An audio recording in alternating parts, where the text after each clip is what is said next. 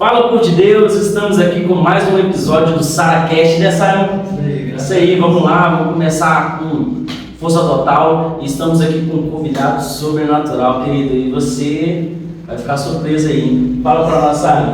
Que isso? É ou não é? Sobrenatural, vocês não imaginam quem vem por aí. Nossa Deus, e aí, Simon, como é que foi sua semana aí? Graças a Deus. Abençoada? Abençoada. Graças a Deus. Vivemos um culto sobrenatural terça-feira, né? Nossa, tá doido. Uma benção demais. E hoje estar aqui com esse convidado aqui é uma honra para nós, né?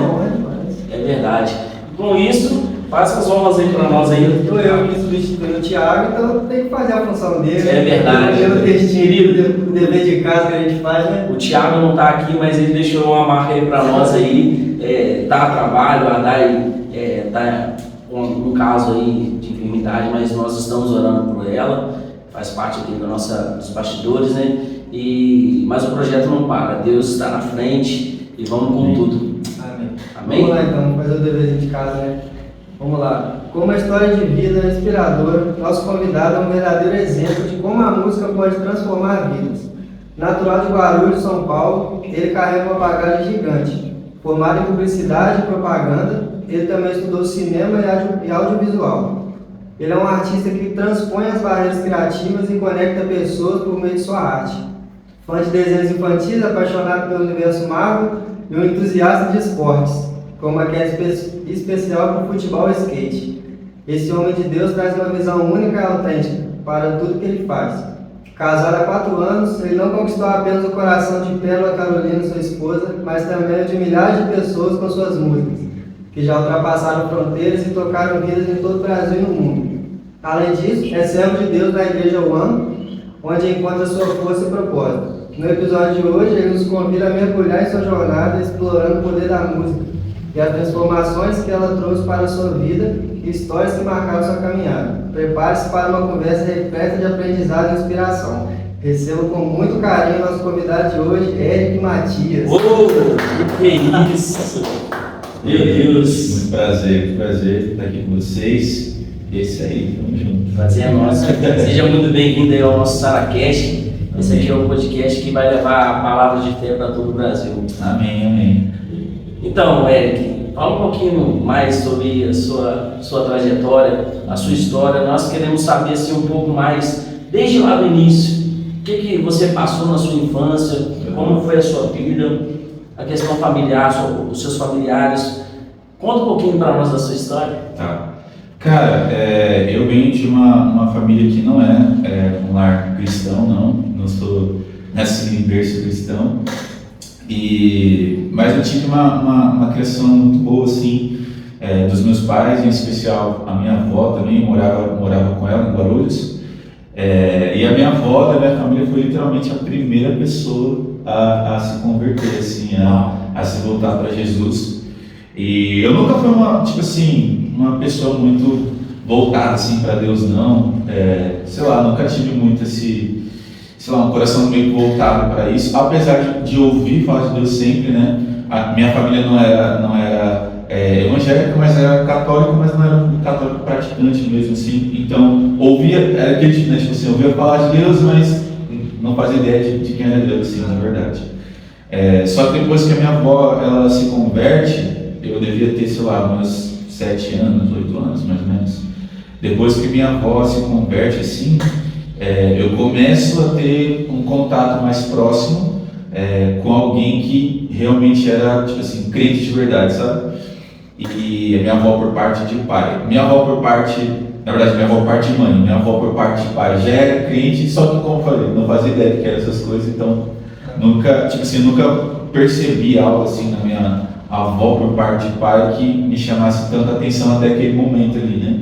E depois, quando eu comecei a aprender mais assim, sobre igreja, sobre Deus e tudo mais, a minha avó paterna também teve uma grande influência na minha vida.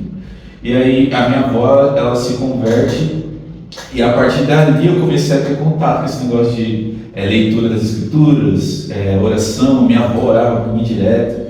E eu era novo, né? A única coisa que eu queria saber era de brincar, jogar bola, andar de skate, essas coisas assim. Então, nunca tive nem um contato tão forte assim com música, por exemplo.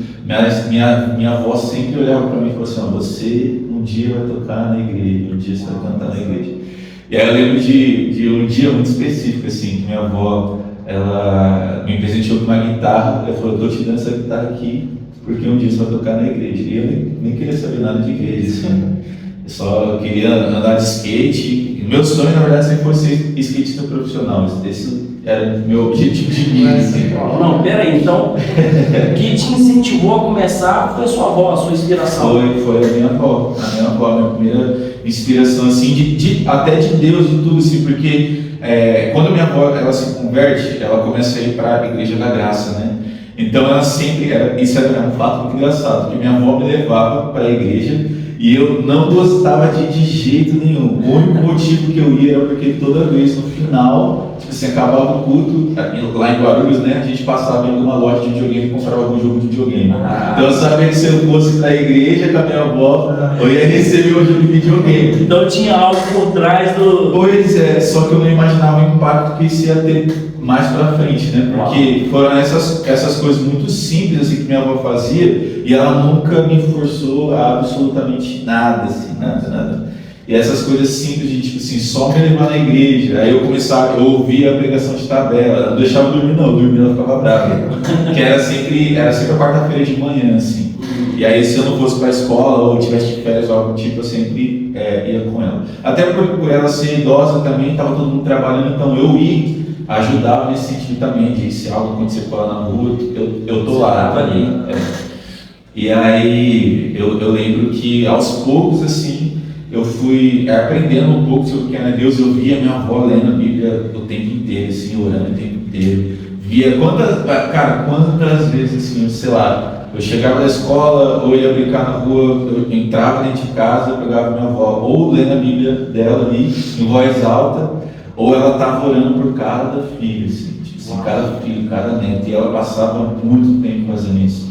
Então, acho que a minha avó, ela foi o meu primeiro contato, assim, com fé, né, com cristianismo, e também acho muito provavelmente minha primeira inspiração, assim, em voltar para esse lado de fé, de conhecer a Deus, de conhecer a Jesus, assim. Então, foi basicamente assim, né? A minha porta de entrada, assim, para o cristianismo foi a minha avó. Então você começou de cedo a frequentar a igreja. Você ainda não tinha se convertido em si. É que, tipo assim, eu não tinha vindo com a igreja. Eu ia na quarta-feira, mas eu não estava absolutamente nem aí, assim, né? Eu vivia a minha vida do jeito que eu achava que eu deveria viver. Era novo, né? Então, tipo assim, eu vivia a minha vida do jeito que eu achava que eu deveria viver. Eu não era ensinado a respeito de nada.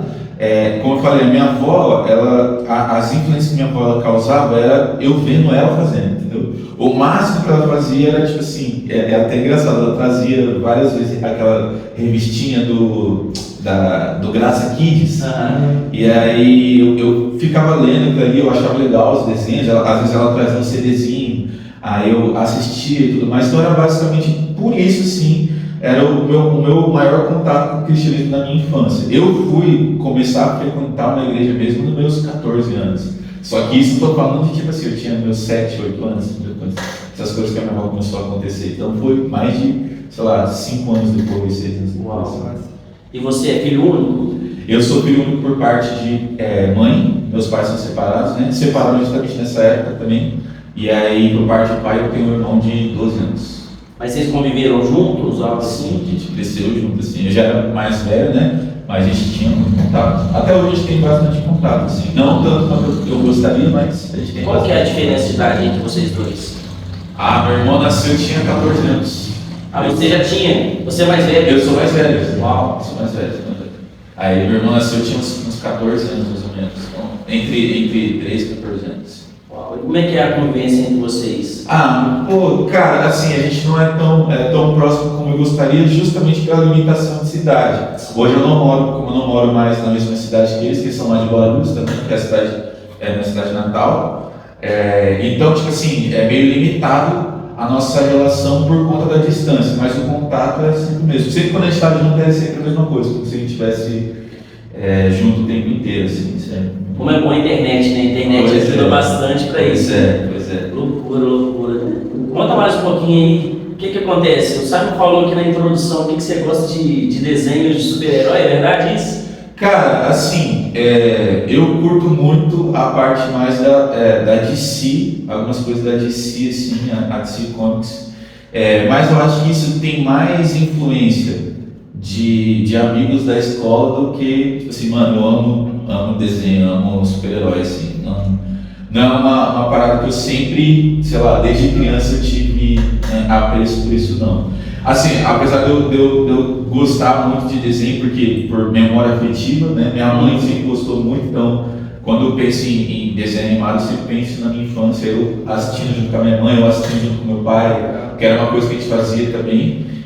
Mas eu não sou tão ligado assim, não, mas eu gosto bastante. Você falou que seu sonho, né, de infância era ser skatista profissional. Sim. E tal. Você chegou a se dedicar ao esporte? Hoje pratica ainda? Como é que é? Cara, até os meus 11 anos eu tentei ser jogador de futebol. Porque, mano, criança não tem jeito. Tipo assim, quando você é criança, você tá ali naquele contexto de futebol. Ter bola é muito mais fácil do que skate, então era meu sonho ali até então ser jogador de futebol. Só que eu já gostava muito de skate, porque o skate entrou na minha vida muito cedo. A primeira vez que eu ganhei um skate, que eu recebi skate a primeira vez, foi inclusive da minha avó. Eu tinha 2 anos de idade, então, só que tipo assim, não era um negócio que eu amo o skate, era legal assim.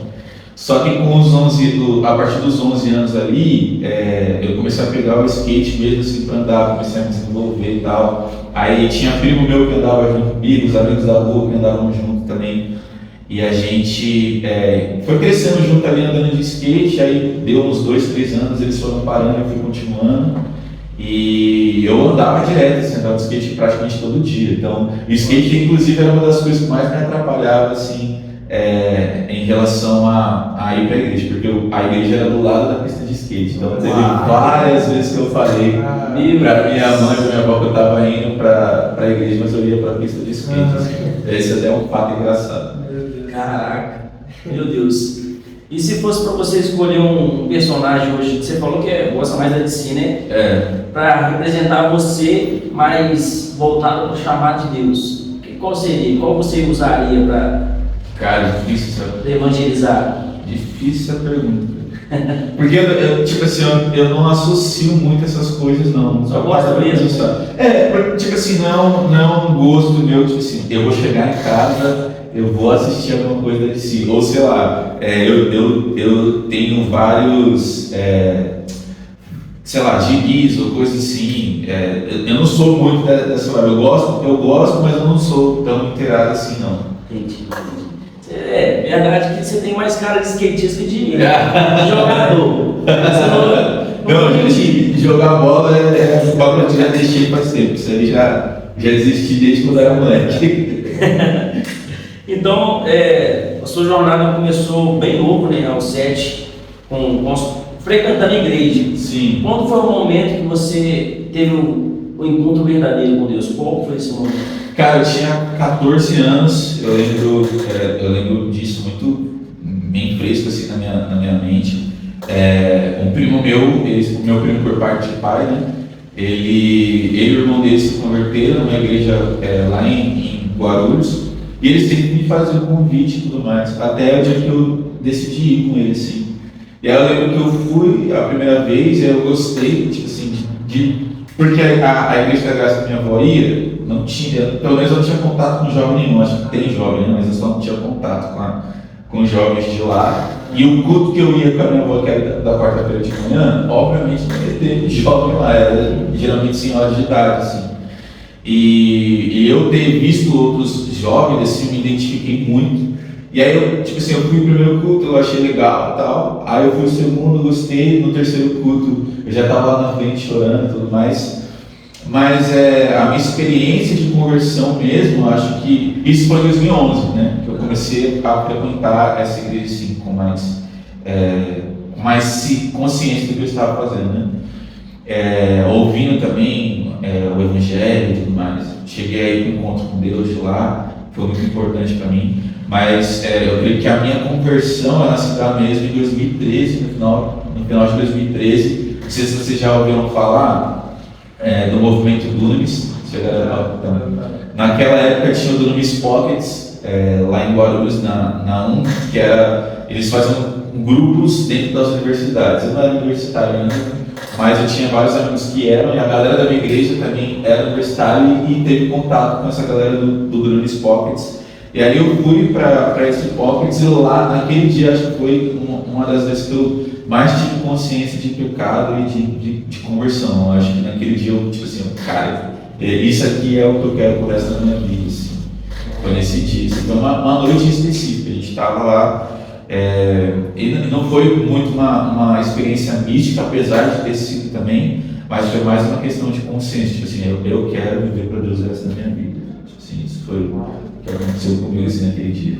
Você comentou que a sua avó te presenteou com a guitarra, né? Foi. E desde cedo você ama música assim? Como é que foi o seu contato com a música? Cara, eu sempre gostei muito de música, mas eu nunca, tipo assim, esse negócio de cantar e de compor, de tocar instrumento é muito recente. Foi depois ainda dessa conversão. A igreja foi o meu primeiro contato com o instrumento musical, tipo assim, vou aprender a tocar, quero compor, quero cantar e tudo mais. Foi em 2014 que isso começou, né? Então, não é uma coisa que eu tenho desde a minha infância, apesar da minha avó instigar muito isso. Né? Porque, como eu falei, mesmo eu tendo essa guitarra e tal, não era uma coisa que eu me apegava tanto, assim. A verdade é que a guitarra, essa questão de instrumento musical, eram pequenas sementes que a minha avó plantava, assim, que foi colher muitos anos depois, né? E ela nunca duvidou que isso ia acontecer. Mas como que nasceu assim, sabe? Porque hoje a gente, né, eu te acompanho há algum tempo já, eu já vi vídeos seus, tipo assim, a gente consegue ver a evolução da qualidade do vídeo, por exemplo. Teve um vídeo que eu vi seu, que eu estava gravando com o notebook do lado da cadeira, a interface de áudio, você ali com o microfone, tipo assim, a qualidade, tipo assim, de iniciante mesmo. Como que nasceu esse amor assim? Cara, a verdade é que eu lembro de uma das coisas que mais me marcou, assim, depois desse período, em relação à vida com Deus, intimidade com Deus, tempo no secreto, foi um álbum, eu nem lembro o nome do álbum, acho que é Atrai Meu Coração, do Marcos Brunet. Cara, esse álbum, ele teve uma grande influência para mim musicalmente, porque foi esse álbum que fez eu ir pro meu quarto pelas primeiras vezes, tipo assim. E aí o Marcos Brunet, ele fluía muito em espontâneo. Então eu pegava o violão, eu começava a tocar, eu já tinha uma noçãozinha, eu começava a tocar em cima enquanto ele estava cantando, só que isso, tipo, você ia pro quarto, eu trancava no quarto, apagava as luzes, era só a TV ligada com a música tocando no YouTube lá, e eu ficava horas no quarto, tipo assim, tocando e tudo mais. E enquanto o Marcos Brunet ia fazendo a parte espontânea dele na música, eu ia fazendo espontânea em cima dessas partes também. E foi assim que eu comecei a compor, a me desenvolver nesse sentido. Até que eu percebi que eu tinha já algumas músicas, e eu falei, eu acho que seria legal eu gravar esse tipo de coisa, só que eu, não fazia ideia de como isso funcionava. Eu não fazia ideia de como era, como eu poderia gravar isso. Eu comecei a pesquisar. Só que era uma pesquisa bem limitada, assim, como eu não tinha muito contato com músicos, tipo assim, pessoas que trabalhavam mesmo com isso, então eu ia muito no olhômetro, né? Eu olhava os caras fazendo para ele tem isso aqui. Tanto que até eu consegui comprar uma interface de áudio, eu lembro que eu juntava dinheiro, e aí eu comprei várias outras coisas que não tinham nada a ver com o que eu precisava, assim, para conseguir começar a gravar. E ali, sim, eu lembro que eu ganhei aquela interface de áudio e eu comecei a gravar, mas eu não sabia muito bem como fazer, então o áudio era horrível, esse era um negócio bem, bem ruim mesmo, assim. Mas foi a minha porta de entrada, assim, para essa parte de composição, mas eu acho que o principal foi essa questão as músicas do Marcos Brunet, de eu gastar muito tempo, isso depois dessa experiência que eu falei de 2013 lá no Grunes Pockets. Dali em diante eu gastava muito tempo assim, no meu quarto, orando, passando tempo com Deus mesmo, assim, até começar a inserir um instrumento musical. E foi até engraçado que nesse dia, desse Pockets, eu lembro que o cara que estava liderando o Pockets, ele falou assim, eu queria orar por todos os músicos que tem aqui e tudo mais. E ele chamou os músicos para ir para frente e eu não fui. Eu não fui porque eu não era músico, eu não tinha contato com música, entendeu? Então, eu lembro que depois dali, aí eu comecei a ter uma vida de mais intimidade com Deus, assim, e eu comecei a perceber que Deus estava me trazendo isso, me entregando essa questão da música também. E aí eu comecei a inserir isso dentro do meu tempo com Deus, e foi um tempo muito especial para mim, assim. Eu lembro disso com muito apreço, assim, porque eu acho que para mim o contato com a música, ela não teve a ver com o gosto, né? Foi uma das coisas a música foi uma das coisas que me ajudou a crescer no relacionamento com Deus. Então a música para mim não era tipo assim, vou gravar porque eu quero postar alguma coisa, porque eu quero que as pessoas escutem minhas músicas. Não. A música para mim, instrumento musical, cantar, compor, era uma forma de expressar o que eu estava sentindo com Deus. Então, inicialmente, antes de eu começar a gravar aquilo ali, eu não tinha no meu coração assim, quero gravar um CD, quero ter alguma coisa. Era mais tipo assim, eu estou fazendo isso aqui, estou tendo esse tempo com Deus, estou compondo músicas para Deus. Tanto que eu tenho várias músicas daquela época que eu nunca gravei, que eu nunca vou gravar, que eu falo que sempre são músicas que são para Deus, só Deus vai ouvir e acabou. O seu momento com Deus. Exatamente. Então, eu comecei dali, assim. Então, eu nunca tive a música como um objetivo de vida. Tipo, quero ser músico, quero ser, quero ser compositor. Tipo, esse anseio, que eu acho que até é um pouco mais presente hoje, mas na juventude daquela época também era presente, até por causa do Fernandinho, o Thales e tudo mais. Então, tinha um anseio naquela época por a galera mais jovem, tipo assim, eu quero ser um ministro de adoração, quero ser um músico de igreja e tudo mais. Mas eu não tinha nada disso, tanto que eu fui começar a tocar na igreja de Exterminação, sei lá, uns 3 anos depois disso. Foi literalmente. Não, uns 3 anos acho que é forte, mas foi uns 2 anos depois disso eu comecei a tocar na igreja. Uau, o seu momento com Deus, então, o que você conseguiu encontrar é você fazer o seu espontâneo ali, seguindo a música que estava tocando. Esse era o seu momento com Deus sempre? Cara, não, a verdade é que as músicas do Marcos Brunet, ela facilitava para mim essa questão de cantar, de expressar musicalmente a minha adoração para Deus. Mas eu gastava muito tempo só de oração, sem cantar nada, e acho que isso era uma das coisas que eu sempre gostei de fazer. Assim, eu lembro, em 2013 eu estava no meu penúltimo ano da escola, né? Foi quando eu realmente me converti e tudo mais, decidi vir para Deus. Então, 2014 foi o meu último ano na escola. Eu acho que foi o ano que eu mais vivi, assim, de relação com Deus, assim, profunda mesmo, né? No sentido de introdução. Foi o primeiro ano, assim, foi o pontapé. E eu lembro que nesse período, cara, eu chegava da escola desesperado, só para ir pro quarto e ficar. Eu lembro como se fosse isso, eu chegava da escola, almoçava, ia pro quarto, apagava a luz, botava alguma música, botava qualquer coisa que fosse ali e ficava, tipo assim, o dia inteiro passando tempo com Deus, assim. Isso era basicamente a minha rotina. Assim. Diferente de muitos, né, Sam? Que saía da escola de manhã, pra quê? Saía correndo pra ver o quê? Dragon Ball. Não, eu tive isso também, cara. É que esse período em específico eu já era um pouco mais velho e eu já estava numa trajetória do conhecimento de Deus, e eu acho que naquela época despertou muita paixão em si por Deus, sabe? Então eu voltava da escola ansioso para ter esse tempo com Deus, assim, mas até ali eu fazia qualquer outra coisa como qualquer pessoa normal, mas eu acho que ali também não é nem uma questão minha, né? Tipo assim, isso é incrível, olha o que eu fiz e tudo mais, mas eu acho que foi Deus despertando isso em mim, entendeu?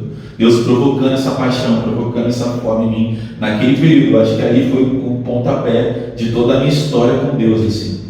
E para você, assim, explicar para aqueles que têm dificuldade de ter esses momentos, tem dificuldade de ler a Bíblia em si, o que você aconselha para essa galerinha que está aí com a nova geração, tem um pouquinho mais de dificuldade de ler a Bíblia, nem anda com Bíblia mais, né? Hoje é sempre a Bíblia pelo celular, até porque é um fácil acesso, né?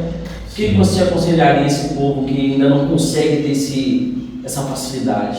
Cara, tem um teólogo que eu gosto muito dele, que ele chama James Smith. Ele tem um livro que diz, Você é aquilo que ama, né?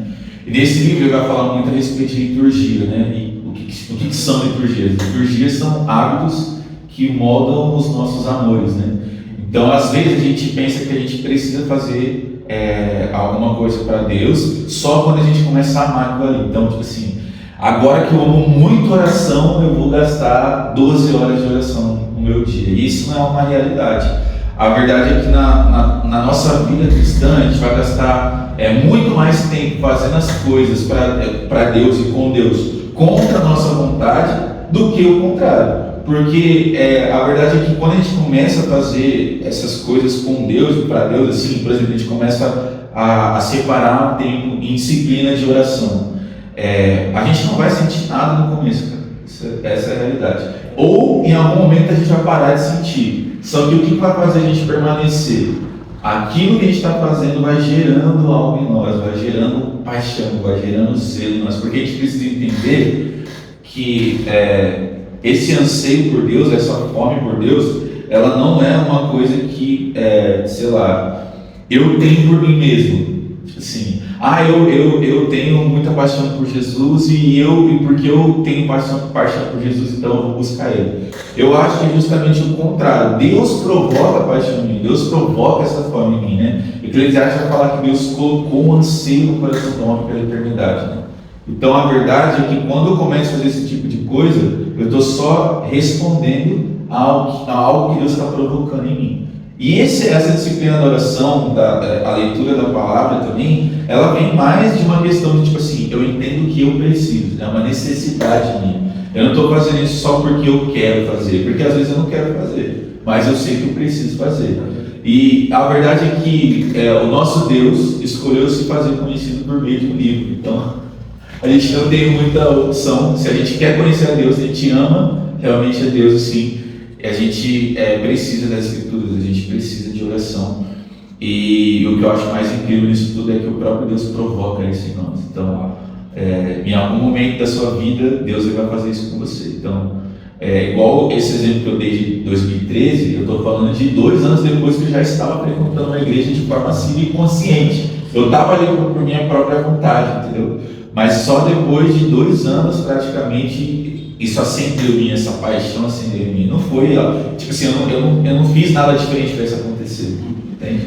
Tipo assim, eu não jejuei 7 dias e isso começou a acontecer. Eu não fiz nada, foi Deus provocou isso em mim e pum, aconteceu, entendeu?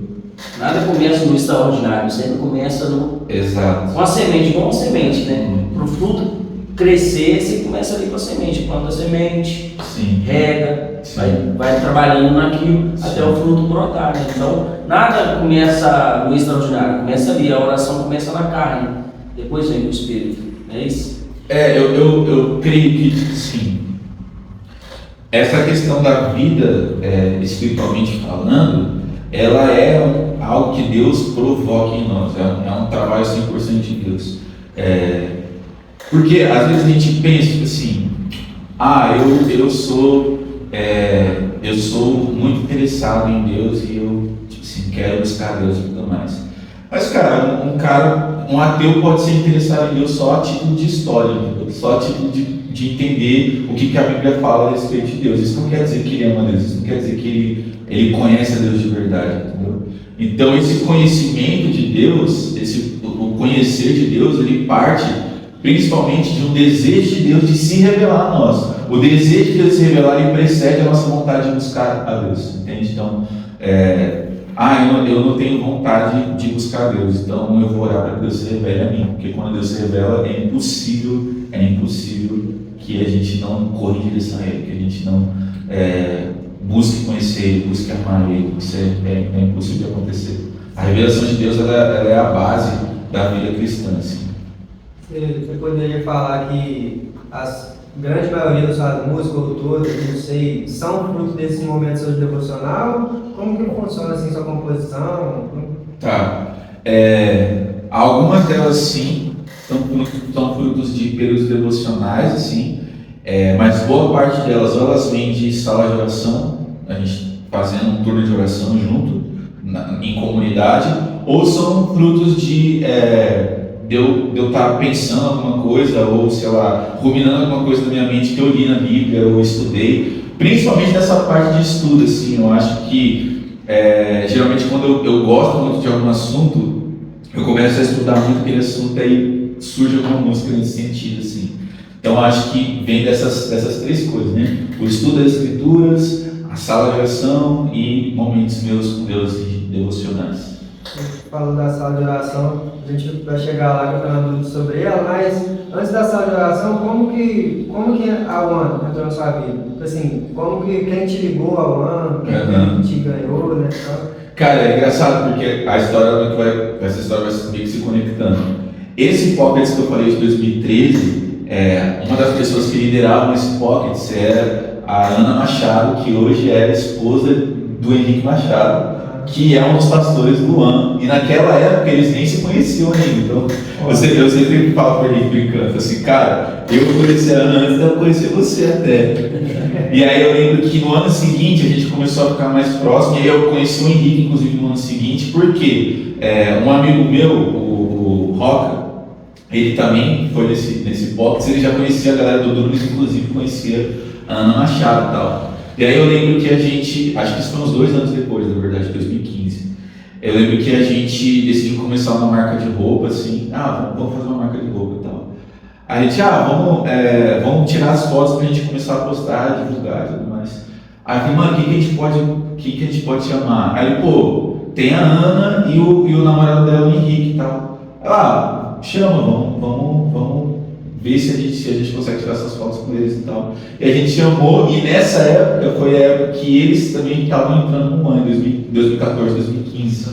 Então quando a gente se conheceu, eles estavam já nesse processo do One ali, e a gente ficou muito amigo, assim. O Henrique já tinha visto alguma coisa minha no Facebook que eu postei, tipo assim, de música e tal. Inclusive esse vídeo aí que era eu com uma interface, um microfonezinho assim, bem ruim. E aí o Henrique viu e tal, e ali a gente começou a se aproximar, aí a gente começou a manter um pouco mais de contato, assim, nada muito profundo, era bem superficial nessa época. Só que, tipo assim, foi o nosso primeiro contato, assim. Só que o Roca, por ser do Dunamis naquela época, também fazer parte do movimento Dunamis, ele já conhecia a galera que era do One, porque essa galera também fazia parte, alguns deles faziam parte do Dunamis também. E aí eu lembro que em 2015 teve o lançamento do primeiro álbum do One, aquele Live at Home primeiro. Não lembro se foi o CD, acho que foi o CD Laranjinha, que era o Obsessão 1. Daí eu lembro que ali eu comecei a ouvir aquilo lá, falei assim, mano, eu me identifico muito com isso aqui é muito parecido com o que eu experimento no meu quarto, com tipo assim, o que eu sinto de Deus, assim. Queria muito me aproximar desses caras, e eu lembro que eu mandei pro Rock, assim, ele falou assim, conhece eles, mano, eles são amigos meus e tal, eles fazem comunhão, uma reunião assim, de oração, praticamente da palavra e tal. Aí eu, legal.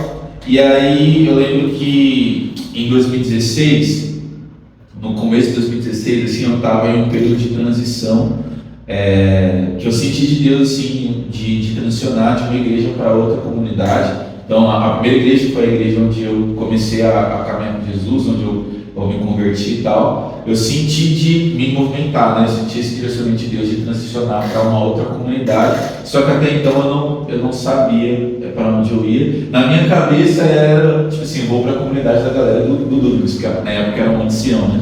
Então eu tinha muito isso em mente, assim. E aí eu me lembro que nesse mesmo período de 2016, o One estava fazendo retiros, né? E aí teve o retiro de 2015, que foi o primeiro retiro One, e aí em 2016 teve um outro retiro, que foi o retiro One 2.0, que inclusive foi aqui em Juiz de Fora.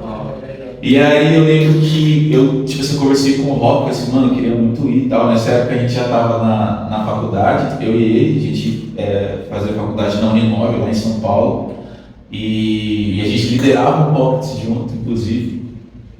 Daí eu lembro que eu tava postando muita coisa do One assim, no Facebook, aí eu lembro que a Ana do Henrique, ela respondeu, manda uma mensagem assim, que legal que você conheceu os negócios do One, não sei o que, tal. Vem um dia visitar a gente, aí ela fez um dia eu vou, e ficou nessa assim. E aí eu tava querendo muito ir pra esse retiro e tal, e acabei, com a ajuda do Rob, acabei conseguindo fazer a inscrição para ir nesse retiro. E aí, quando eu fiz a inscrição para esse retiro, eles me colocaram num grupo que tava todo mundo do ano, assim. E aí lá eu conheci o Joshua e a Alana, que são, o Joshua ele é irmão do Gabriel Cantarino, né? E aí ali eu comecei a conversar muito com eles e eles me chamaram de novo para uma comunhão. E aí em setembro eu fui para essa comunhão e ali foi o meu, tipo assim, pontapé para andar com a galera do ano. Só que nessa época a gente ainda não era igreja, né? Era só um ministério. Só que aí eu já estava andando muito com eles, de setembro em diante eu estava andando muito com eles. Estava nesse processo de transição de igreja. Aí eu comecei a ir para a igreja que eles estavam indo também, que era a IMOSP, né? Igreja Missionária Oriental de São Paulo. E no final de 2016 para começo de 2017, ali o Anjo começou a mudar de estrutura também. Eles entenderam, conversando com outros irmãos, né, outras comunidades também, que era tempo do One se tornar uma igreja. Aí a gente começou esse processo do One se tornar uma igreja. Então eu já fiquei totalmente só no One, assim, praticamente. Essa foi minha transição, basicamente. Tem muito tempo que a UAN se tornou a igreja. O pastor presidente da UAN, o pastor Alessandro das Boas, das Boas, isso. Faz muito tempo que a UAN se tornou? Cara, o início, né, o início do processo do se tornar a igreja foi em 2016, logo em um dos primeiros cultos que eu fui, uma das primeiras comunhões que eu fui em 2016, assim, foi no finalzinho de 2016. Ali a gente começou o processo de estruturar internamente o UAN como uma igreja. Mas a gente já abriu, né, o UAN como igreja para o Brasil, falou assim, não, agora a gente é igreja mesmo, então estamos abertos para visita, vocês podem visitar, depois que eles foram ordenados, né, o Ale, o Davi e o Cantarino. Isso já foi no final de 2017. E aí no começo de 2018 a gente inaugurou o espaço nosso, assim, para receber a galera de São Paulo que quisesse vir visitar e tal. Mas tem mais ou menos aí uns 7 anos, 7, 8 anos. Por aí. É isso aí. Pergunta mais aí, irmão. Eu vou te falar pra você, esse cara aqui, ele sondou sua vida aí, não queria falar nada não. A verdade tem, eu te falei, já acompanho há algum tempo já. E especialmente tem 4 músicas especialmente que eu quero chegar nessa e entender qual que é a sua linha de composição. Porque tem a Só Que É Você, inclusive ele já ministrou ela já ministrou ela várias vezes. Águas que Espaçam a Nada, Bem-aventurados, e tem um especial que é Equibala. Equibala, eu sempre tive essa dúvida sobre ela, porque a sua linha de raciocínio para compor, não sei se é bem assim, se é o jeito, mas é uma linguagem muito teológica. Algumas músicas, não é uma linguagem assim convencional que a gente vê geralmente algumas músicas. Queria entender qual que é a sua linha de raciocínio assim para compor, porque Equibala, por exemplo, quando eu ouvi ela, eu precisei ver a letra e pesquisar significado de algumas palavras, entender a música direito. Equibala, ela tem uma história especial por trás dela? Como funciona a sua linha de raciocínio? Cara, assim, no início, quando eu comecei a compor, as minhas músicas elas sempre foram fruto dessa intimidade que eu tinha com Deus ali. Então eu não tinha tanto uma preocupação teológica, apesar de eu sempre, tipo assim, eu lembro até hoje de uma das minhas primeiras músicas, eu abri Apocalipse 21, aí eu leio o versículo e eu começar a cantar aquele versículo ali. Eu sempre gostei muito de fazer isso, mas nunca foi uma preocupação minha, né? Eu acho que essa preocupação de buscar uma letra que seja madura teologicamente, ela vem pós-Equibala até. Ela não é nem. A Equibala ela foi um pouco pensada nesse sentido também, porque quando eu terminei de escrever a letra da Equibala eu já estava pensando um pouco mais nisso, mas essa preocupação de uma música que seja bem embasada teologicamente, ela vem depois, que é tipo, Bem-aventurados, falando sobre a obra do Espírito. A porta, eu falando sobre Apocalipse 4, né? Apocalipse 4 em paralelo com Gênesis 28, tem Ele Virá, que é Mateus 24 inteira, eu falando sobre a nossa visão escatológica também. Então essa preocupação teológica, ela vem depois da Equibala, assim, porque a Equibala, ela teve... ela trouxe uma notoriedade assim, para as minhas músicas que foi meio inesperado. A gente sabia que que poderia acontecer, mas eu não estava esperando tanto assim, né? E ela trouxe uma notoriedade para as minhas músicas que foi meio inesperado. E quando isso aconteceu, eu percebi justamente isso, tipo assim, a galera não estava entendendo o que a gente estava cantando ali naquela música. E aí eu lembro que nesse período, que foi 2020, eu senti a necessidade de eu conseguir estudar mais os assuntos que eu já cria, os assuntos que eu já acreditava, me aprofundar mais nele, para quando eu fosse compor, eu conseguir condensar melhor esses assuntos, entendeu? Porque apesar da Equibalo ser, sei lá, das músicas, acho que talvez a mais escutada assim, eu acho que ela é uma das músicas mais que as pessoas podem tirar a interpretação que elas quiserem dali, entendeu? Porque isso acontece muito, e geralmente quando as pessoas interpretam essa música está meio longe do que eu esperava quando eu compus essa música e do que eu conversava com a Lê quando a gente fez a letra, né? Mas especificamente a história da música Equibalo, eu lembro que, e isso é um ponto nosso do One, né? One Sounds, que é o selo musical do One. Boa parte das nossas músicas elas são gravadas muitos anos depois de elas terem sido escritas. Então, a Equibalo a gente gravou e soltou ela em 2020, mas ela foi escrita em 2017. Então foi tipo assim, 3 anos depois. Mas qual foi a ideia? Eu lembro que em 2017 o Canta ele estava pregando muito sobre essa ênfase evangelística e missional da igreja, né? A gente era uma igreja que se envolvia muito em evangelismo, até hoje, né? Mas nessa época em São Paulo a gente estava tendo muito essa ênfase também. E aí eu lembro que ele pregou pela primeira vez a respeito dessa palavra Equibalo, em cima de Mateus 9:38, né? E era inspirado em uma das coisas que o Lomingo falava muito, né? Que é falando sobre a seara. Daí eu lembro que aquilo ali me atingiu de um jeito diferente, assim. Isso foi bem no começo de 2017. E aí eu fiquei com esse negócio culminando na minha cabeça, tipo assim, Equibalo. Assim, os campos estão brancos, rogai ao Senhor da seara para que Ele envie trabalhadores, e esse envio, tipo um envio violento, um envio sem direito de retorno, né? E aí isso ficou, tipo assim, muito forte no meu coração, e eu lembro que em 2017 a gente fez uma viagem missionária do One, lá para o Maranhão, em que a gente ficou uma semana numa escola de missão, e a outra semana a gente foi enviado para dentro das tribos indígenas para pregar o evangelho lá. E foi muito marcante para mim. Só que uma das coisas que mais me marcou nessa escola de evangelismo foi que, dessa escola de missões, é que a maioria das pessoas que estavam ali eram indígenas. E aí eu pensei, meu Deus do céu, cara, Deus está levantando índios para vir numa escola de missão, aprender sobre missão, para serem missionários dentro das próprias aldeias deles. Aí isso explodiu na minha cabeça assim. Aí que eu pensava, mano, esses caras eles estão vivendo Equibalo, tipo assim, o Senhor levantou eles e eles estão aqui rogando por trabalhadores, porque os campos estão brancos. E aí eu lembro que isso ficou ruminando na minha cabeça assim. Daí eu lembro que, acho que entre o segundo e o terceiro dia dessa escola de missões, a gente estava fazendo um devocional, né? E a gente estava estudando 1 João e João.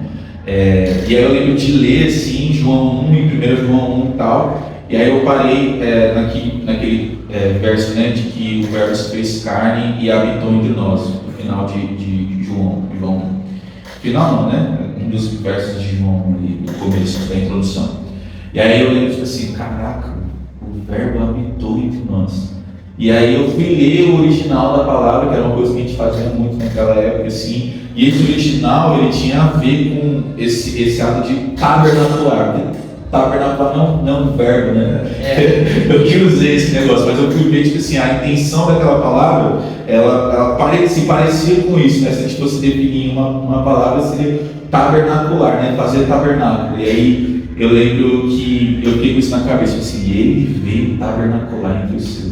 O verbo, ele habitou entre os homens, o verbo se fez carne e habitou entre nós, o verbo se fez carne e tabernaculou entre nós. Isso ficou muito na minha cabeça, assim. E aí eu lembro que eu fui ministrar louvor nessa escola em um dos dias, e já estava um ambiente muito diferente, assim, e eu comecei a fluir espontâneo, cantando. Ele veio tabernacular entre os seus, ele veio tabernacular entre os seus, ele veio tabernacular entre os seus, o verbo do início. E aí eu fiquei cantando aquilo e tipo assim, a presença de Deus começou a se intensificar muito. E eu comecei a olhar a galera, tipo assim, pulando, tipo assim, entrando naquilo que a gente estava cantando mesmo, Deus movendo no nosso meio. E eu lembro que uma das primeiras pessoas que eu li era um amigo nosso ele é indígena também.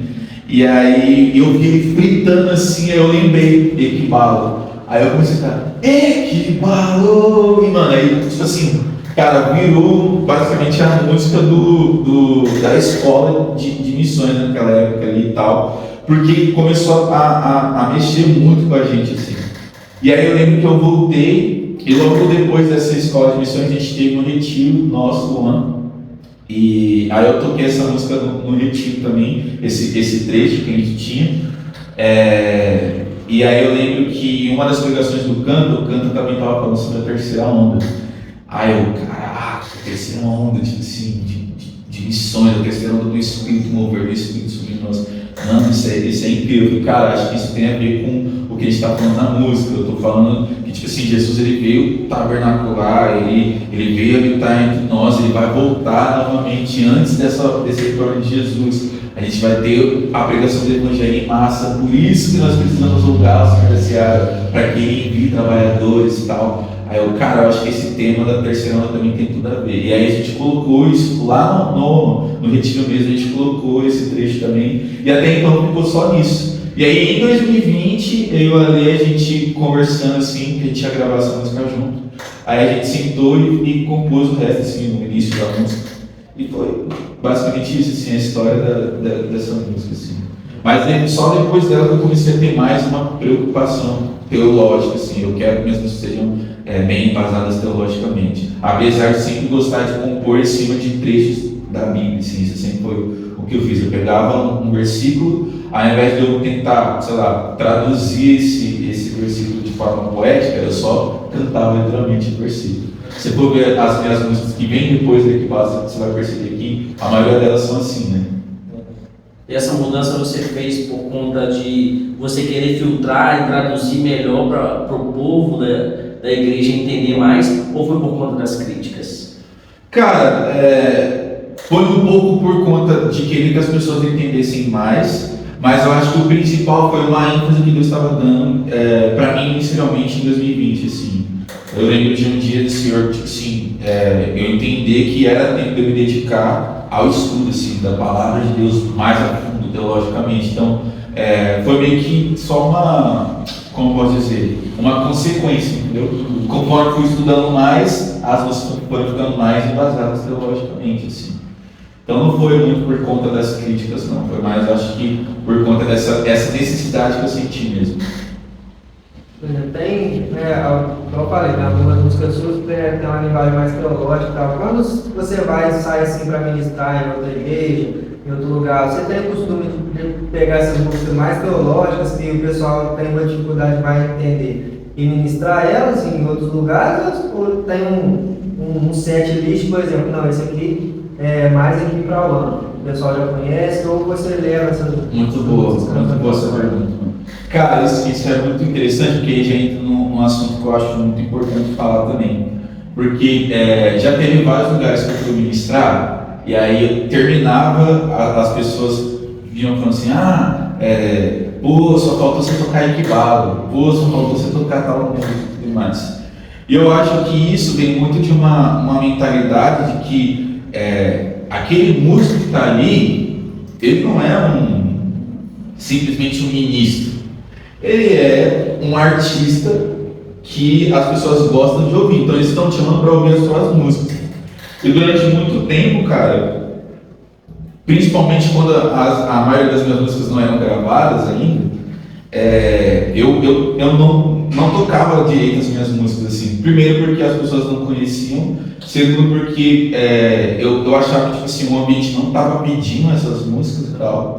E também porque eu pensava muito em como arrebanhar a igreja no meio do momento de louvor ali, né? De como conduzir a igreja a cantar junto comigo. Então, tipo assim, não tinha porquê. Isso é muito engraçado, porque é uma das coisas que a galera sempre fala assim.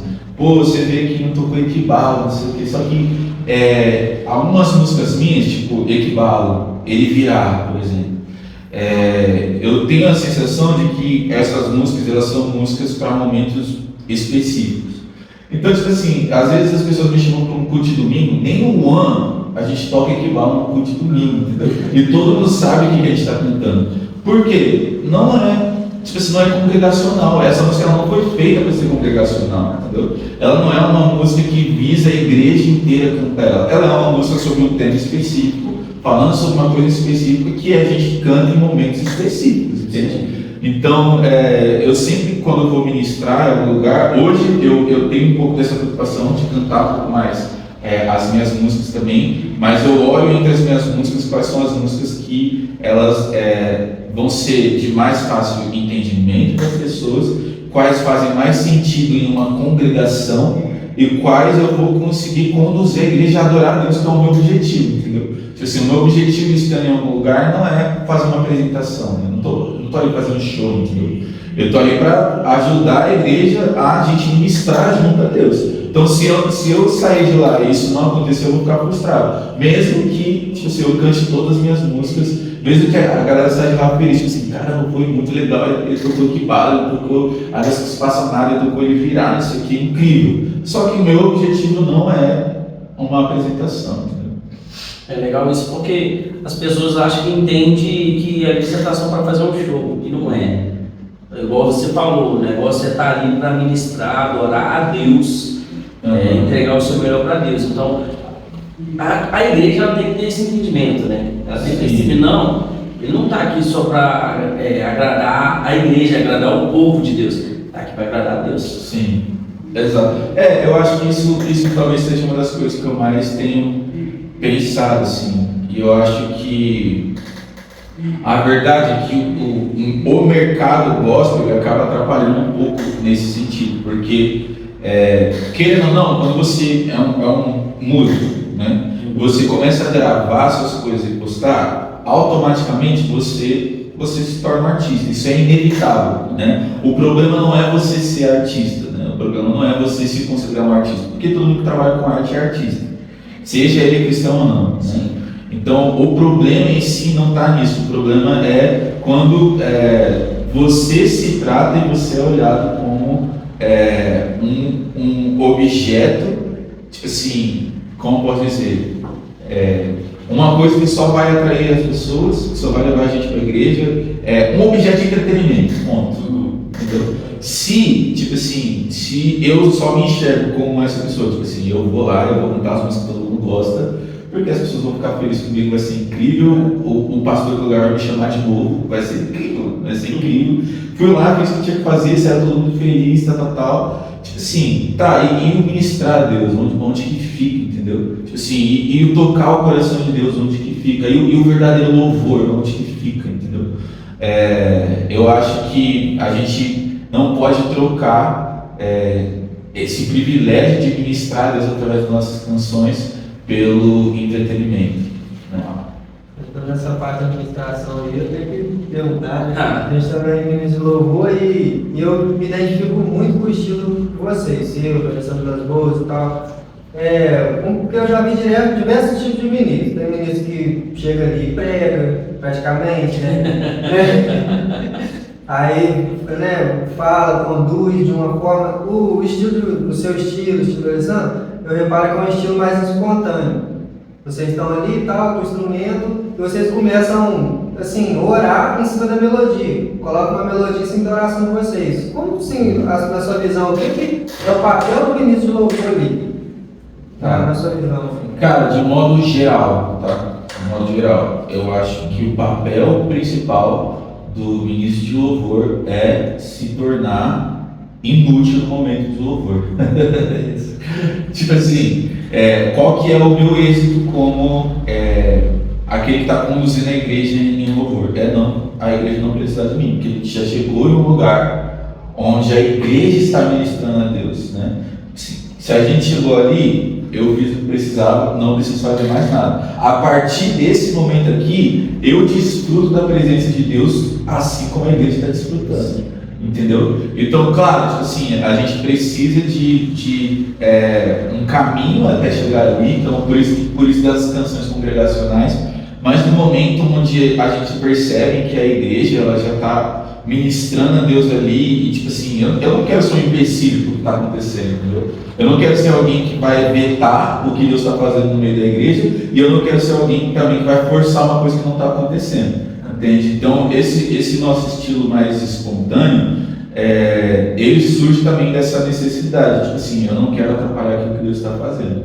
Então, eu vou ministrar, eu vou cantar as músicas que são músicas que a igreja conhece, para que a igreja entre nesse momento de louvor. E quando isso acontecer, quando a igreja estiver ali, eu não tenho mais nada a acrescentar. O que eu vou fazer? Eu vou ministrar a Deus assim como a igreja está fazendo. E automaticamente a igreja começa a vir junto comigo. Por quê? Porque isso também é um mover debaixo do Espírito de Deus, entendeu? Eu acho que o que a gente faz, isso é muito, muito importante. Por exemplo, existem muita herança do movimento de adoração extravagante que a gente tem hoje no nosso meio e às vezes a gente não percebe. Como assim? O que eu estou querendo dizer? Essa questão de cânticos espontâneos, eles vêm dessa galera também, né? Tipo assim, vamos ministrar a Deus espontaneamente, vamos gastar tempo na presença de Deus. Tipo assim, um momento de louvor que dura 3 horas, entende? Isso é uma herança desse despertar que aconteceu no início dos anos 2000 ali, com Carlos de Davi e alguns outros irmãos, né?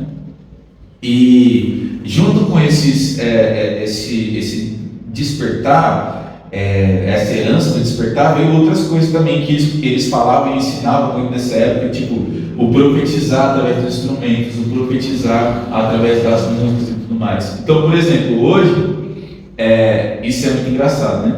Tipo assim, naquela época, a gente tem até um exemplo, né, que é o Luciano de Paula, que ele profetizava através da bateria, tipo assim, um dos instrumentos, e hoje a gente só considera fazer um tribal. Qual que é o momento legal da música? É o momento do tribal. A gente não faz ideia do que a gente está fazendo ali. A gente só tá...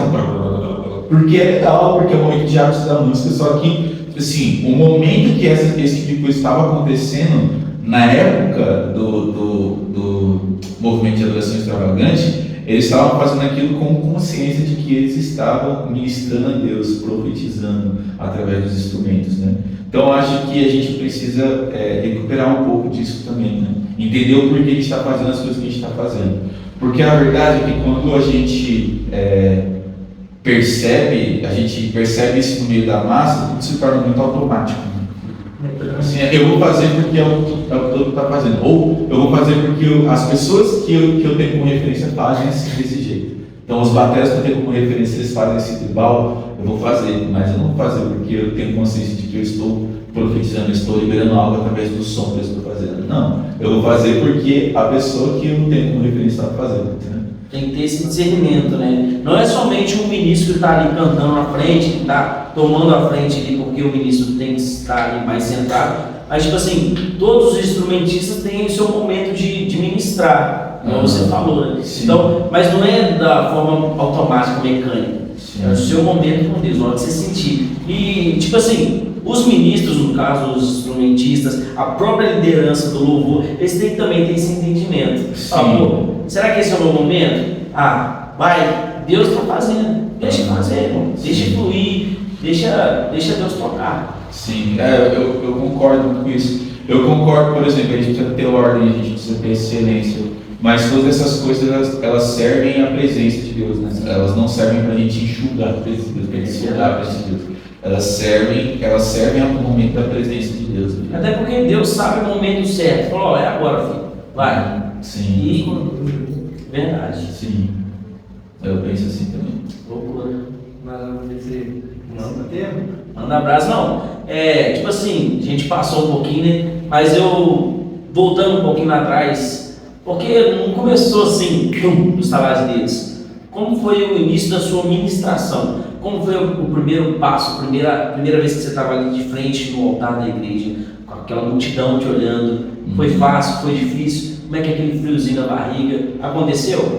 Cara, assim, eu comecei a tocar na igreja, eu não cantava, eu estava cantando, comecei tocando baixo, na verdade. Uau. E aí, até eu sair dessa antiga igreja, era isso que eu fazia. Eu fazia parte do time de louvor, mas eu era baixista da banda. Assim, eu não sou baixista não, tá, gente? Você toca ou não?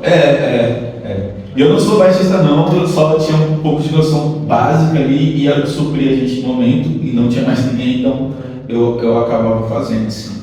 Mas eu acho que, tipo assim, houve sim esse momento do frio na barriga quando eu via muita gente, só que o contexto onde eu ministrava, assim, o louvor nunca foi, demorou para ser em um púlpito, entendeu?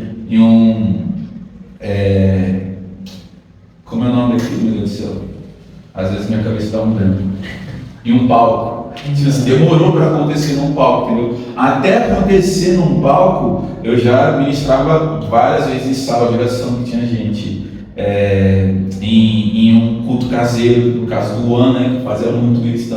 Na época, quem fazia muito louvor nos primeiros cultos caseiros do Juan era eu e o Henrique. Né? Aí tinha o Samuel também, que é da Mini One, que fazia também. Então intercalava entre a gente assim, então eu tinha costume, e aí era a minha galera, então fui aprendendo, né? Mas a primeira vez que eu ministrei fora, assim, foi junto com o Ale Vilas Boas, né? O Ale teve uma agenda dele, né? Um convite que ele recebeu e ele me levou junto, e aí, tipo assim, eu tava muito nervoso, mas eu sabia que eu tava com ele, então, tipo assim, eu fiquei mais tranquilo. Aí com segurança, né? Exatamente. Eu sempre tive muito esse apoio também da comunidade como um todo, né? Por mais que tinha insegurança, e eu acho que eu lido muito com essa insegurança até os dias de hoje. Esse frio na barriga nunca passa, né? Porque eu acho que o frio na barriga ele gira mais em torno de tipo assim, Deus, eu quero fazer algo voltado para você, do que com uma performance, porque se vai ser legal, se o som vai sair bonito, se a minha voz vai estar bonita e tal. Apesar de todas essas coisas serem uma preocupação, ela não é a minha maior preocupação, né? A minha maior preocupação ali é assim, cara, o meu coração está voltado para Deus aqui, então dá esse frio na barriga também. Assim, eu quero ministrar o Senhor acima de qualquer outra coisa.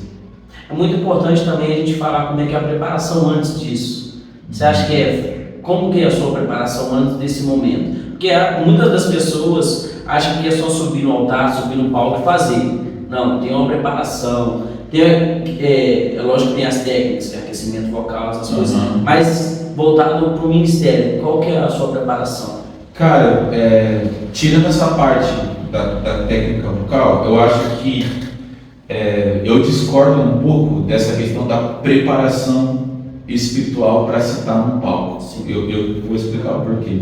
Porque eu não acho que tem um momento de preparo para você estar no palco na igreja. É uma vida de preparo, entende?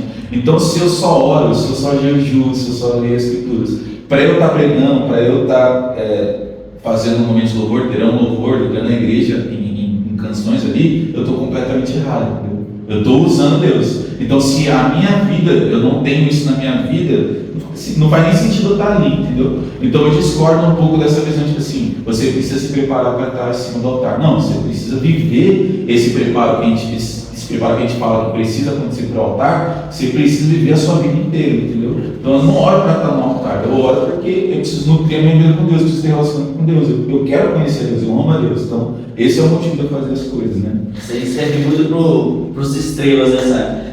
Aquela pessoa que vive como um estrelismo, um achismo, o ego muito alto, querido, isso aí serve para você. Você não tem que orar, se preparar só no momento antes que você vai fazer uma apresentação. Não, você tem que viver isso. Eu acho que serve para todo mundo, serve para todo crente, porque essa questão do preparo para se estar no púlpito, ela gera duas coisas ruins. A primeira coisa, a pessoa que vai estar no púlpito, seja pregando ou cantando, ela acaba fazendo isso só por causa de que ela precisa estar no púlpito. E as pessoas que estão na igreja, elas não usam, elas não querem orar, jejuar. Por quê? Isso é trabalho do pastor, eu não preciso fazer isso. entendeu? Então, a verdade é que isso não serve só para quem exerce algum tipo de função ministerial. Quem exerce algum tipo de função ministerial tem que fazer isso, é o básico, mas isso também é o básico da vida cristã, entende? Então, todo aquele que é crente, ele precisa ter paixão pelas Escrituras, ele precisa ter paixão pelo lugar da oração. Sabe o que me lembrou isso? Jesus. Ele sempre andava preparado, sempre andava em jejum, sempre em oração. Por que quando algum enfermo chegava para ele e falava, seja curado? Não tinha oração antes, era só aquilo, seja curado. E era curado, porque ele já estava preparado, como você falou. Aí chegava algum enfermo, chegava algum endemoniado, sai! Só falava isso, sai! E acontecia, por quê? Já tinha o preparo.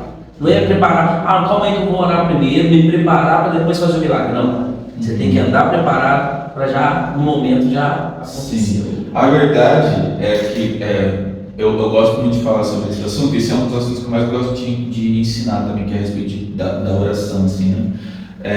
Tem um livro do Carl Russell que chama Ensina-nos a Orar. Esse livro ele é completamente em cima do texto de Lucas 11, assim.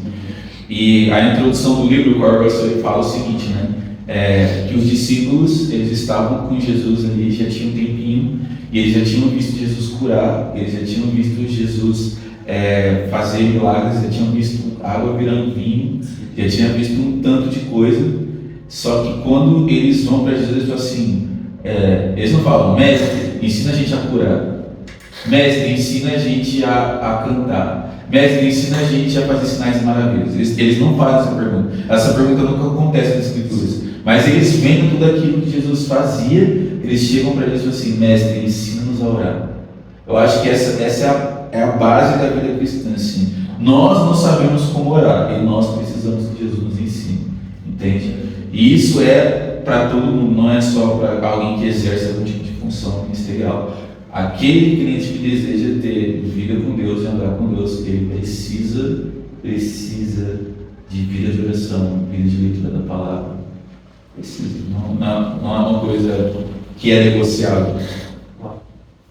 É isso. Falando da oração aí, a sala de oração é uma coisa assim, vamos dizer, característica da UAM, assim, nasceu no seu coração, nasceu no coração de outra pessoa. Como que funciona a sala de oração? No UAN especificamente, a sala de oração, que são os nossos 613, inclusive vocês estão convidados para estar com a gente também. Às quintas-feiras a gente faz a sala de oração. Nesse momento a gente está numa pausa, né? Por conta a gente está de mudança e tudo mais, mas após a mudança vocês podem visitar a gente lá todas as quinta-feiras às 8 horas da noite. A gente tem nosso turno de oração. E, a sala de oração nossa, ela foi muito inspirada em toda essa questão do movimento de oração, né? Bem antes de eu chegar no ano, o AN já fazia a sala de oração. Teve inclusive um período do AN que, porque o AN ele nasceu em 2013 e eles faziam cultos lá na Mackenzie, né? Na Universidade de Mackenzie. E chegou um momento que o Ale entendeu de Deus que era para eles pararem com esses cultos, e eles ficaram só dentro das casas fazendo inclusive sala de oração, né? E eu cheguei no ano, uma das primeiras coisas que eu fiz foi sala de oração, assim, eu cheguei já fazendo turno de oração. E aí eu lembro que meu contato com sala de oração ele foi antes do ano, inclusive, porque logo quando o F-Hop, né, ele chegou no Brasil, que eles vieram lá do Iron, né, com o Duane e tudo mais, logo quando ele chegou no Brasil, acho que em 2015, 14, 15 ali, eu tive meu primeiro contato com o F-Hop, assim, eu tinha muita vontade de fazer o curso dele lá de fascinação, então eu comecei a consumir muita coisa de sala de oração. Só que eu descobri a sala de oração de um jeito muito engraçado, porque eu lembro que em 2015, 2014 para 2015, eu ficava abrindo o YouTube para colocar as músicas para passar tempo com Deus, mas eu sempre buscava as músicas mais longas que tinha, assim. E aí eu lembro que uma vez eu estava passando, procurando as músicas e eu vi uma sala de oração, que eu não sabia que era uma sala de oração, mas eu vi a galera cantando e eu vi que estava ao vivo. Aí eu cliquei para ver e era a galera do IROC, né? International House of Prayer.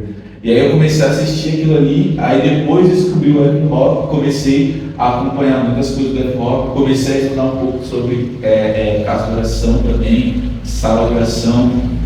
E quando eu cheguei no One, o One já estava vivendo essas coisas, então foi só uma identificação. Só que quando eu cheguei no One também, eu entendi que essa questão da sala de oração assim, era o negócio da minha vida, assim, era a coisa que eu ia gastar a minha vida fazendo, construindo um lugar para a presença de Deus. Era isso que eu ia fazer pro resto da minha vida, assim. Mas eu tive um pouco de dificuldade no meio do processo, né? Nesse sentido, desde 2016 ali eu entendia isso, mas eu meio que lutava contra isso, né? Mas em 2020 eu tive completa certeza de que, mano, isso aqui é minha vida, eu vou me dedicar a isso, assim. Então, até hoje, uma das coisas que eu mais faço, que eu mais falo é sobre oração, sobre preparar um lugar para o Senhor, para a presença do Senhor.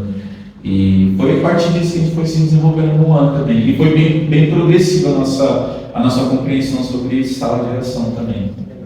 E a sala de oração em si, como é que funciona? Tipo assim, hoje, por exemplo, fulano vai liderar, ou é algo dinâmico, como que funciona assim? É um louvor, alguém leva uma palavra? Tá, a nossa sala de oração, ela é em cima de um modelo, que é o mesmo modelo que o Edson Hall faz, que o Ayrton tem também, que chama Arpitácia, né?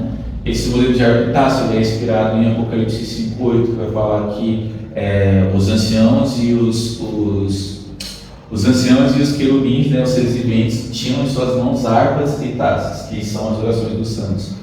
E é muito interessante porque o contexto em que Apocalipse 5 está sendo escrito ali, está sendo comunicado, é uma visão do lugar da habitação de Deus. Então eles estão no lugar onde Deus habita, João está vendo o lugar onde Deus habita, e nesse lugar onde Deus habita existe uma liturgia que envolve oração e adoração contínua, né? E aí, pegando nisso, né, o Mike Bickle falava muito a respeito disso, ele pegava esse gancho para construir essa cultura de oração em cima dessa questão da adoração juntamente com a oração, né? E é até interessante que depois eu comecei a estudar mais sobre esse assunto e eu me deparei com uma frase de Agostinho de Hipona que ele vai falar que aquele que canta ora 2 vezes. Então, ele cita isso falando sobre como a relação entre música e oração nas escrituras é muito conectada, assim, né? Quando você olha ao longo da escritura, você vai ver que a música está sempre conectada com a oração, ou a oração está sempre conectada com a música também. Isso vem do tabernáculo de Davi também, então eu creio que quando a gente começou a estabelecer esse modelo de arpitácia aqui no ano, ele sempre foi voltado, né? Um período de adoração, onde a gente cantava aquilo que estava sendo orado. Então tinha um momento de oração e a gente, de forma espontânea e antifonal, a gente cantava o que estava sendo orado também. Mas era meio que adaptado, assim. Hoje a gente já segue um modelo mais à risca, assim, né? A gente foi, igual eu falei, foi bem progressivo isso no ano, né? Acho que a ênfase nossa, assim, para uma sala de oração, um turno de oração mais estruturado, veio de 2022 para cá, assim.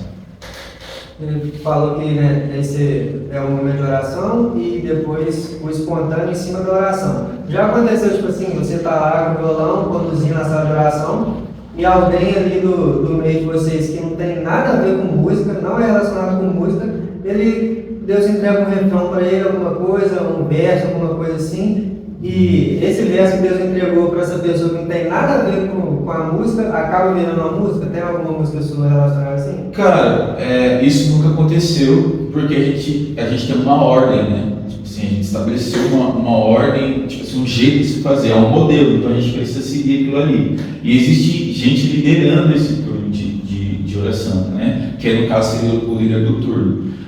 O que acontece essas pessoas que estão fazendo as orações, elas dão munição para os cantores fluírem de forma espontânea. Então, por exemplo, sei lá, vou dar o exemplo de Águas que se passam a nada, né?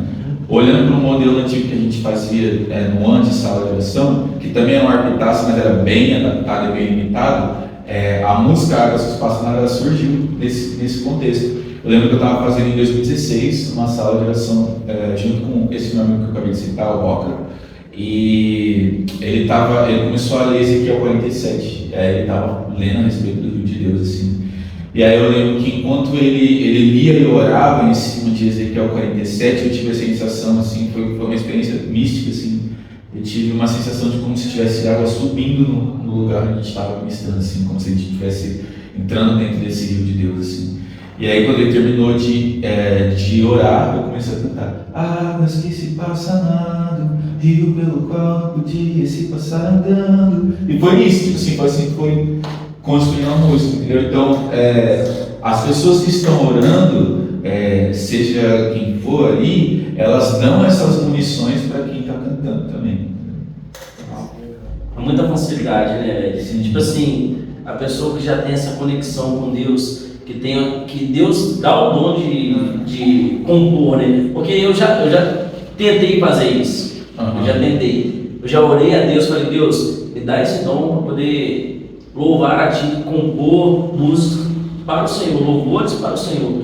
Mas eu acho que Deus não me entrega, talvez, que Ele sabe, conhece meu coração. Talvez possa acontecer de eu sair do ministério, fazer outra coisa, querer crescer, o ego aumentar. Eu nunca fui ter isso, né? Mas talvez Deus conhece o coração de cada um. Então, essa facilidade que você tem, não tem outro motivo, é Deus. Cara, assim, eu acho que todos podem e devem compor, né? Por exemplo, Paulo vai instruir a igreja a louvar a Deus com salmos, cânticos, hinos, salmos, hinos e cânticos espirituais, né? Então, é uma instrução à igreja, não uma instrução aos músicos, entende? Então, eu acredito que todos podem compor. Agora, tipo assim, você não tem contato direito com música, você não compõe, se querer fazer um negócio super incrível, é difícil de acontecer. Isso. Mas você deve compor, porque isso faz parte da nossa vida com Deus, entendeu? E tipo assim, músicas que ninguém nunca vai ouvir, mas Deus vai, entendeu? Por exemplo, tem uma música nossa que a galera conhece muito, que a gente cantava antes, né? E aí a gente mudou a letra, que nós queremos ver no céu outra chuva, queremos ver Yeshua. Essa música quem fez foi o Cantarino, entendeu? E o Canta, tipo assim, ele não é músico, entendeu? Mas ele compôs essa música a partir de algo que ele estava entendendo em Deus também. E isso fez muito sentido para toda a comunidade, entendeu? Então pense muito dessa forma também. Manda aí, irmão, manda aí. Pode deixar de perguntar, tem alguma música no forno aí, sair? Alguma coisa nova? Cara, tem algumas coisas que a gente está pensando para esse ano, sim, mas eu prefiro fazer surpresa. Nada de preciso, sabe? Irmão, a caminhada com Deus, ela é difícil, a gente não pode dizer que é fácil, nunca foi fácil, mas o inimigo ele sempre tenta travar as pessoas, coloca obstáculos para que todos que seguem a Cristo parar. Já teve um sentimento em você de desistir do ministério? Várias vezes. Acho que todo mundo que está no ministério já teve essa sensação também, porque eu acho que, igual eu falei, existe um problema em que a gente faz, que a gente causa, na verdade, que é sempre colocar a pessoa que está no ministério como a mais importante, como se ela não fosse ter as mesmas dificuldades como qualquer outro crente, como qualquer outro irmão na fé, entendeu? E a verdade é que não, tipo assim, se a gente for parar para pensar mesmo, as pessoas que estão no ministério, elas precisam ser as menores, né? Tipo assim, pô, se você está no ministério, o ministério é servir, nada mais do que servir, entendeu? Então você precisa ser o menor ali. Mas olhando por essa perspectiva, sim, já tive vários momentos que eu pensei em desistir, assim como qualquer outro cliente também tem, né? E existem várias coisas na minha trajetória que me ajudaram a lidar com isso, assim, né? Mas acho que uma das coisas assim, que mais me ajudou foi uma mensagem, uma coisa que eu comecei a estudar durante um tempo, que era a respeito do plano eterno de Deus, o desejo de Deus habitar no meio do seu povo. Acho que isso, assim, até hoje é uma das coisas principais que me sustenta, assim. Quando vem dia mal, quando eu fico assim, triste por alguma coisa, eu penso em desistir ou algo do tipo, esse negócio vem na minha cabeça, assim, Deus está vindo morar na terra, sabe? Que isso. Solta o brabo. Irmão, você tem. Eu sei que você já viveu bastante coisa dentro do ministério, muito legal mesmo, mas você tem algum sonho ministerial para se concretizar ainda? Cara, acho difícil essa pergunta, assim. Existem coisas que eu almejo, mas não são sonhos, né? Eu de fato almejo o episcopado, por exemplo. Assim, hoje eu não sou um pastor ordenado nem nada, mas eu almejo o episcopado, por exemplo. Mas eu acho que, tipo assim, de sonho ministerial, eu não consigo pensar em uma coisa agora, porque, sendo muito sincero, tipo assim, no fundo do meu coração, eu nunca tive muito essa questão, não, cara. Eu nunca fui, tipo assim, mano, meu sonho, sei lá, é lançar 20 músicas, 20 álbuns. Meu sonho é lançar 20 álbuns. Meu sonho é viajar o mundo inteiro tocando. Eu nunca tive, tipo assim, essas coisas foram acontecendo comigo, né? A questão de agenda, de viagem, de lançar música e tudo mais, foram acontecendo comigo de uma forma muito orgânica, assim. Nunca foi uma coisa que, sei lá, eu sonho com isso, então vou traçar um caminho para ter isso como objetivo. Nunca tive isso, não. Eu tenho muitos sonhos, né? Mas eu acho que eles não se encaixam tanto nessa questão de um sonho ministerial. Né? Talvez se eu fosse colocar alguma coisa como sonho assim, tipo assim, sei lá, cara, ter a minha família inteira, meus filhos, meus netos, tipo assim, ver isso a vida de Deus atingindo a minha família como um todo, sabe? Meu irmão, meus pais, sei lá, acho que isso talvez seja um sonho, mas eu acho que não é um sonho ministerial, né? Mais um sonho pessoal do que ministerial.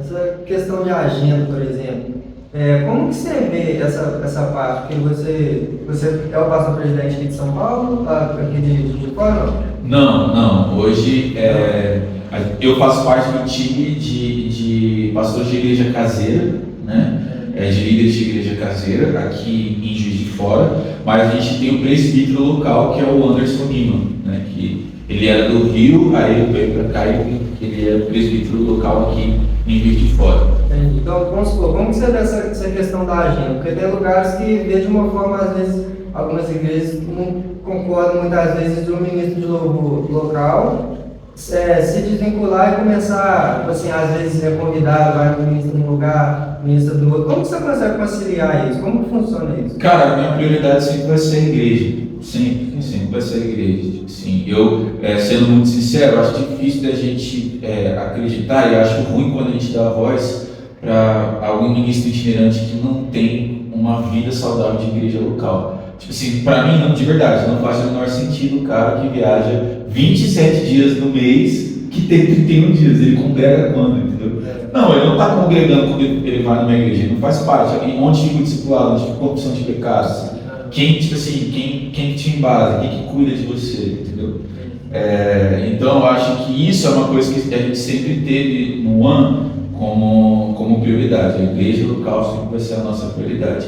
Agora, a gente consegue organizar isso tranquilamente. Tipo, se eu sempre aviso, tal final de semana não vou estar viajando, não consigo estar. Aí também quando tem algum fim de semana, tipo assim, esse aqui eu não posso sair da igreja de jeito nenhum, eu preciso estar aqui. Esse fim de semana eu não tenho como fechar a agenda para esse fim de semana, então tá tudo bem. Se chega o convite, gente, não consigo nesse fim de semana. Vocês conseguem alguma outra data? A gente não consegue. Amém, tá tudo bem, não tem problema. Tipo assim, eu não tenho problema de perder data de agenda por estar na igreja local, isso não é um problema, assim, não.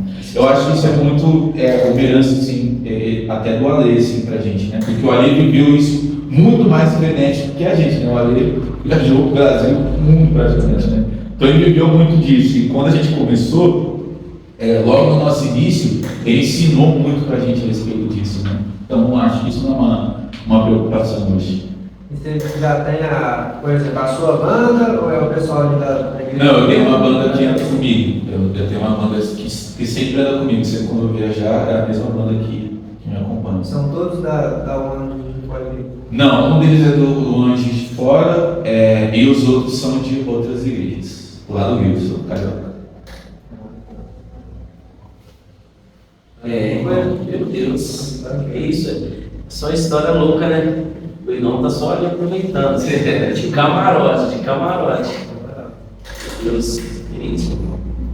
É uma honra mesmo estar tendo essa experiência com você aqui, a gente ouvindo cada história sobrenatural mesmo. Solta aí as palavras que você queria, sabe?